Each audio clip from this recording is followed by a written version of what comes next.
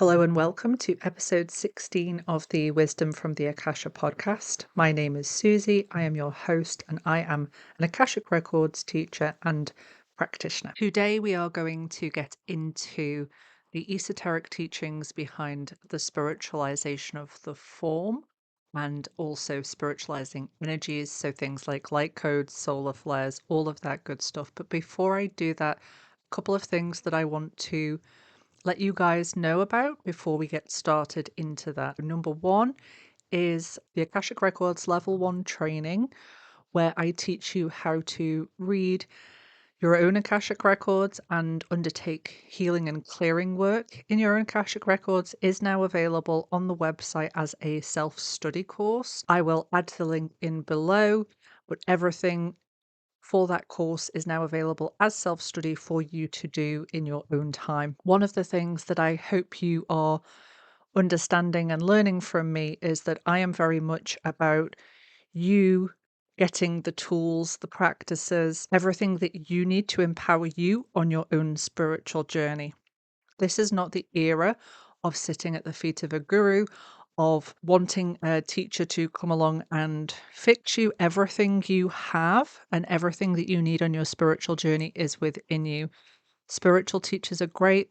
They can teach you modalities and practices to help, but the intention behind the teacher should always be empowerment of you so that you can uncover these things for yourself so that you can have this self-remembrance. The second thing I want to let you all know is that, of course, in June the 30th, 6 p.m., we start our series on the astral realm in the membership. In the membership, also, you will find all of the previously held workshops. So we have Lemurian Atlantis, multidimensionality, the Starseed workshop, Soul Contracts workshop, everything is in the members area. And we are now going to start a 3-part series on the astral realm. I am going to also talk about some astral issues here over on the podcast. But if you really want to do a deep dive into the astral realm, you want to understand that realm, you want to understand beings that you are perhaps communicating with in that realm a little bit better,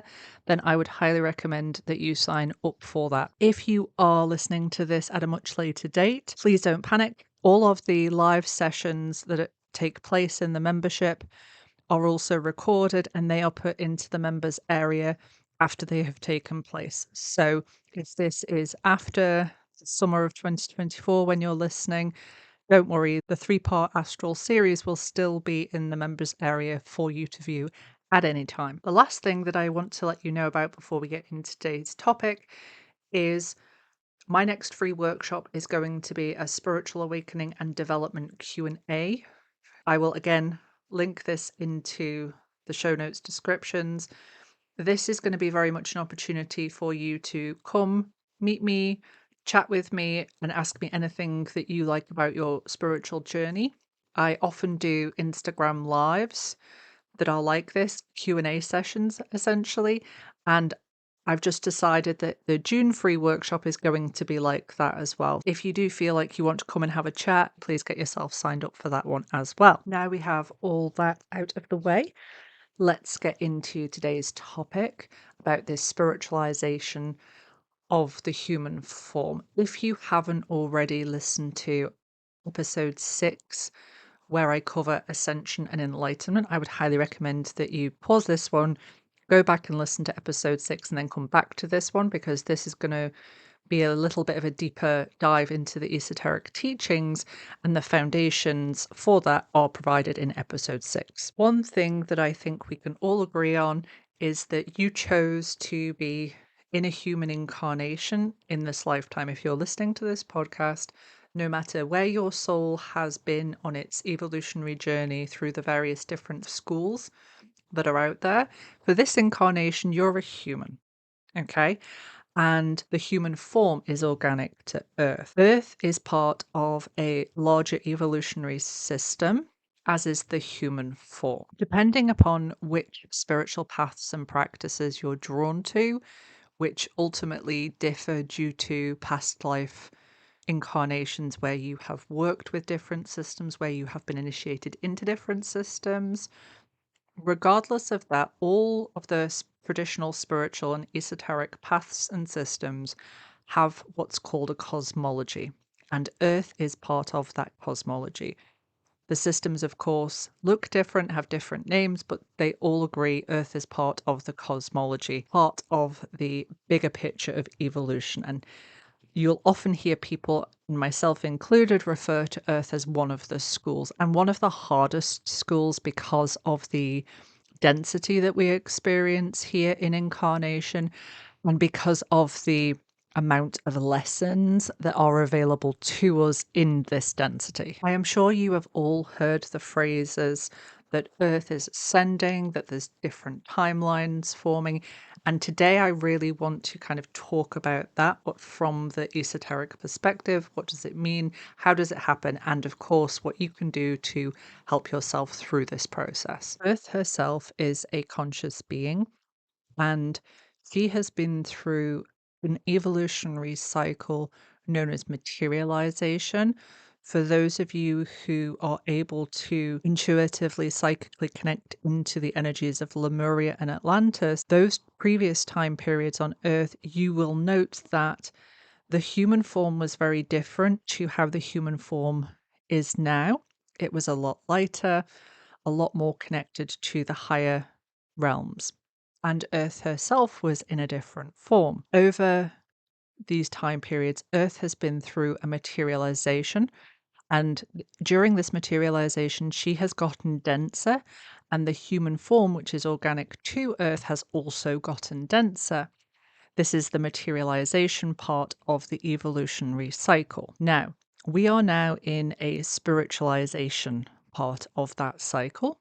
As we have gotten denser, we are now going to get lighter, and this process takes thousands of years. The sun is our spiritualizing force at this time. Think of yourself as a conduit. Think of yourself as receiving those spiritualizing forces in from the sun into your physical form, and then your physical form passing those into Earth herself. This is why you will hear lots of spiritual teachers talking about the benefits of grounding, connecting to Earth, connecting to nature, because we are all part of the same evolutionary system.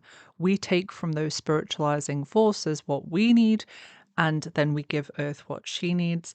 Earth then also gives us certain information, certain energies, which are then moved through us, activate things within us. Think of light as information, and when we receive this in from that spiritualizing force of the sun, it activates within us certain abilities, certain past life memories. We also have our own internal spiritualizing force. These two work together.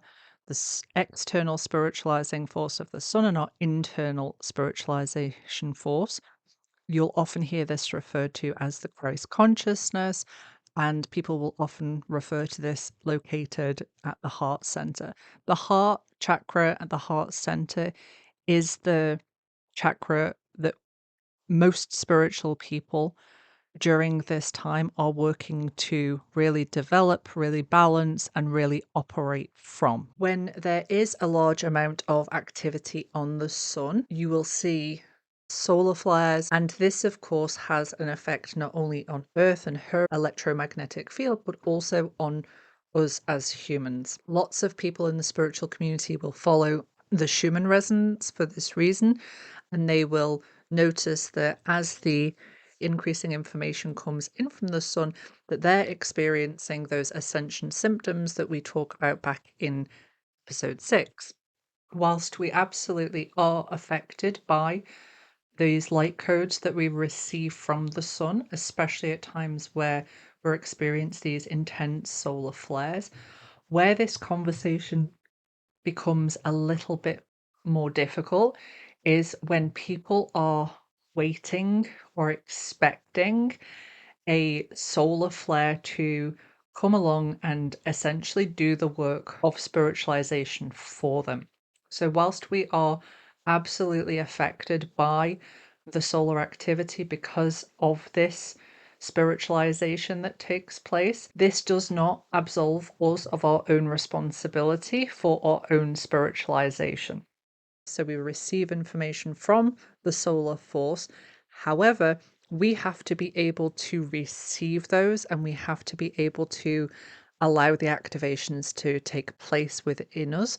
And that also requires us doing our own inner work, us working with our own internal spiritualization force, us working on building our own light body. A couple of things to be mindful of, because this intense solar activity is going to continue. It's going to get faster over the coming years. And not only do I want you to be mindful of those ascension symptoms that we talked about back in episode 6, but a couple of other things as well. First of all, the more light that comes in, the less room there is for the darkness to hide. The more light there is, the less shadow. And this is also internal shadow. One of the things that lots of people experience when they are receiving this spiritualization force inside of themselves is their shadow work comes up. Now, I don't ever want anyone to become obsessed with the shadow or go digging essentially for their shadow work, because there's no need. Shadow work will come up as and when it is ready to be dealt with. Shadow work is simply reintegrating those parts of yourself that you have rejected, and oftentimes we have rejected those parts of ourselves in childhood. Now, shadow work isn't necessarily a painful or difficult process, because oftentimes what you will find is that you've also repressed many of your gifts and skills into the shadow. For example, if you were a particularly confident child and you had no problems at all with your self-confidence, you were vibrant, but you were raised in a family where confidence was seen as arrogance, confidence was seen as bossiness, you may have repressed that confidence into your shadow. This is called the golden shadow in Jung's work. Please don't be surprised if, when these increase in solar flares and light codes comes in, that you are revisiting aspects of your shadow work. Of course, by its very nature, those parts of you that you have repressed into your shadow, this is an unconscious process. And trying to do shadow work from a conscious brain perspective can often be frustrating and futile. If you are feeling called to work with your shadow and start to do your deep shadow work, the most effective way to do this is to start doing body-based practices. The sacral chakra tends to be the dominant chakra that you're working with during the time of your shadow work. So practices to help connect to and balance the sacral chakra will help. Also, practices that are body-based, somatic-based practices, dancing, yin yoga, qigong, anything where your attention, your focus is going into the body. You consciously have forgotten.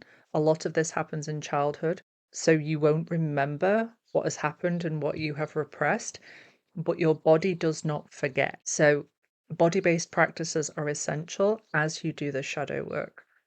Of course, as always, please remember that in order to effectively do the shadow work in the first place, you have to have first looked at regulating and stabilizing that nervous system, so balancing that root chakra.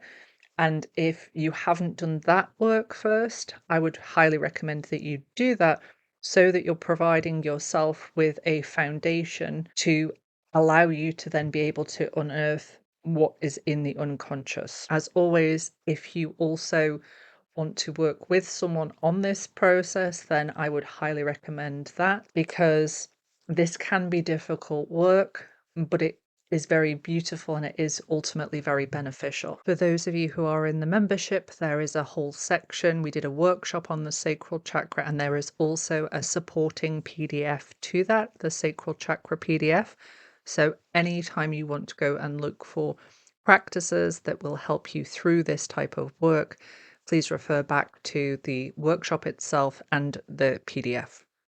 Of course, it isn't just at the individual level that this shadow work takes place, it's also at the collective level. What we have to remember is because we're in this spiritualization energy, we're going into higher form, higher dimensions, higher consciousness. We can't skip steps. So this collective shadow will also come up to be dealt with. And we have to remember that our first job is to deal with our own individual shadow aspect, to heal our own self. And that in turn is going to play its role in the collective. Of course, when looking from an outside perspective, the world can feel chaotic, it can feel confusing, it can feel hard. There's lots of things going on in the world at this moment in time. But if you can remember that this is the collective shadow coming up, then it will help you make a little bit more sense about what is going on. Another thing to note is that as we're receiving these external spiritualizing forces and as we're working with our own internal spiritualizing force, we're going to have to let go of those parts of ourselves that are not in alignment to that spiritualization force. This often means going through a lot of healing, a lot of dealing with our repressed emotions, our traumas. And this is uncomfortable work, but this is the spiritual journey. We are going through the process of clearing out everything that causes us energetic stagnation.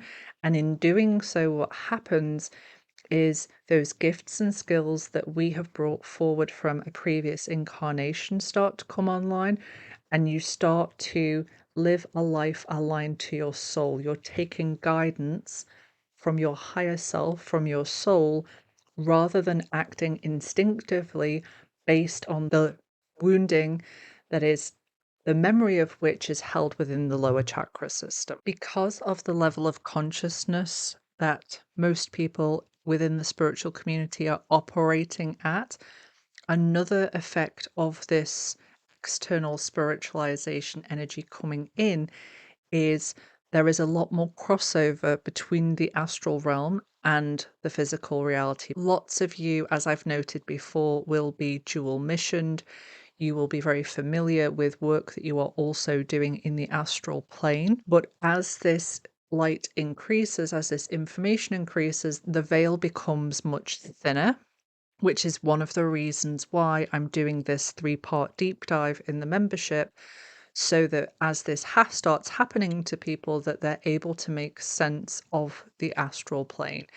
It is a complex plane, and there is still the illusion of duality within the astral realm. I know there are lots of people out there in the spiritual community who want to say that everything is love and light and that there is no such thing as lower vibrational entities or energies, but in my experience, there are. And I think it's very important that if you're serious about your spiritual journey and understanding your own spiritual development and evolution, it can be really helpful to understand what goes on in that plane and why. Because of this thinning of the veil, those of you who are very connected to that plane maybe will experience spontaneous astral projections, or you may just experience very vivid, very lucid dream states. The most important thing to remember as this happens is that one of the main lessons of the astral realm and that 4th dimension is discernment. Discernment is absolutely key on your spiritual journey, especially when you are starting to open up to different energies, different entities, because you need to be able to feel into, is this for me? Is this energy or entity of the light? Do I want to take this advice, or am I going to receive the advice and then discard it? This discernment is extremely important. We are not in a time where we can just open ourselves up intuitively and psychically and expect that everything that is coming in is of the light and has our best interests at heart. I don't share this information to stop anybody from developing spiritually or from channeling or from doing any of that, I completely encourage people to develop in every way that they can, but please do so mindfully and find someone who can guide you through that process, especially if you are very connected to the astral realm. Find someone who understands that realm and is willing to help you work through that. Discernment is absolutely key. Think of discernment as one of the collective tests of that realm. And it is very normal when you start connecting into that astral realm that you will experience all different types of energies and entities and beings. And it's your job to sit with that question, does this resonate with me? That question of does this resonate with me is how you train that discernment. A little technique that I would suggest that you do if you're wanting to really know what resonance feels like within you is stand comfortably and say a statement that is factually correct over and over and over again. So, for example, I would say, my name is Susie, my name is Susie, my name is Susie. And what you want to do is spend some time feeling into how that truth feels within your being. How does your body feel? Truth feels expansive. You will feel the expansion of your energy bodies when you say a statement that is truthful. Once you have felt into what that truth feels like for you, do the same thing, but with something that is completely factually incorrect. So, a statement that is completely not true. The example I always use is me saying, my name is Stephen. My name is not Stephen. So, when I say that, there is a response from my energy bodies and it feels contractive. It feels as if I'm being pushed in rather than pushed out, the expansive energy of truth. Doing this practice is going to really help you for when you start connecting into other energies to be able to feel, does this resonate? Does this feel like truth in my being, or does it not resonate? I would also recommend at this time that you really spend some time connecting into the heart center, into that Christ consciousness, that internal spiritualizing force as well. It's all well that we need to be able to receive those externalizing spirit, the external spiritualizing forces, but we also need to work on the internal stuff as well. We cannot just expect those external spiritualizing forces to do all of the work for us. We talk about connecting into the heart chakra a lot in the Akashic Records training because it is one of the main chakras that we work with when we're working with the Akashic Records. But a little practice that you can do yourselves at any time would be to imagine yourself smiling with your heart chakra. So sitting, maybe placing your hand over your heart and just imagining that heart chakra smiling, or imagining that heart area just expanding out, bringing the energy and attention and focus into the heart center area. I hope that you have found this overview of the external and the internal spiritualizing energies helpful, especially with the solar activity that is going to continue to increase. I hope that this has given you a bit more of an understanding as to what these are for and what you can do whilst this is taking place. Always remember to pay attention to your body, what it needs, pay attention to your life circumstances. What is that bringing up for you? Asking yourself, what is the lesson here? As I'm sure that you have picked up now, this spiritual journey is not all love and light. It is not all experiences with higher consciousness. We have to have these conversations openly. I am sharing my experience and my perspective. It's essential that we start to have these conversations openly so that when people do start to have experiences, open up to energies, that they actually know how to navigate this rather than just ignoring the truth of the matter and allowing energies and entities to come into their life who are not of the light and do not have their highest good in mind. The spiritual journey can feel quite difficult, it can feel quite lonely, but it's also a very beautiful process. Give yourself lots of kindness, lots of grace, lots of compassion as you navigate your way through all of this. Remember, your soul is never in a hurry. The ego is in the hurry. The soul knows that it is eternal and that this is all part of the process. Take the pressure off yourself. If you're feeling, I'm behind track, I'm behind schedule, there's no such thing in spiritual development journey. I will put the links to everything that I've mentioned today in the class in my show notes, and I will see you all next week.